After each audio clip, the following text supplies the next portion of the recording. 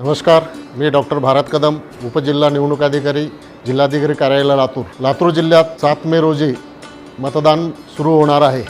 आपण सर्वांना माहीत आहे की 7 मे रोजी महाराष्ट्र शासनाने भारत निवडणुकीच्या निर्देशाप्रमाणे मतदान करण्यासाठी सुट्टी जाहीर करण्यात आलेली आहे। शासकीय कार्यालयामध्ये किंवा शासन अंगीकृत उपकरणामध्ये काम करणारे सर्व अधिकारी कर्मचारी, दुकान आस्थापनामध्ये किंवा विविध ठिकाणी जे कामगार म्हणून काम करतात, या सर्वांना या सुट्टी मतदान करण्यासाठी जाहीर करण्यात आलेली आहे। या सुट्टीच्या अनुषंगाने आपण इतरत्र कुठे न फिरता आपल्याला मतदानाचा जो अधिकार दिलेला आहे, पॉवर डेलिगेशन आपले जे द्यायचे आहेत, आपल्या वतीने आपल्या संसदेमध्ये जो प्रतिनिधी पाठवणार आहोत ते आपल्या वतीने तिथे काम करण्यासाठी आपले पॉवर डेलिगेट करतोय।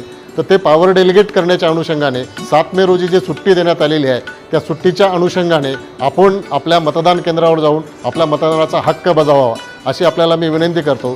त्यासोबतही हे सांगू इच्छितो की इसेन्शियल सर्व्हिसेस, अत्यावश्यक सेवा पुरवठा करणारे काही विभाग असतील, काही कारखाने असतील, काही आस्थापना असतील, इथल्या कर्मचाऱ्याला पूर्ण दिवसभर सुट्टी देता येत नसेल तर अशा आस्थापनांनी माननीय जिल्हाधिकारी यांची पूर्व परवानगी घेऊन कमीत कमी 2 तास तरी त्या अधिकारी कर्मचाऱ्याला मतदान करण्यासाठी उपलब्ध करून द्यायचे आहे। तथापि त्यांनी माननीय जिल्हाधिकारी यांची पूर्व परवानगी घेणे अत्यंत आवश्यकता आहे।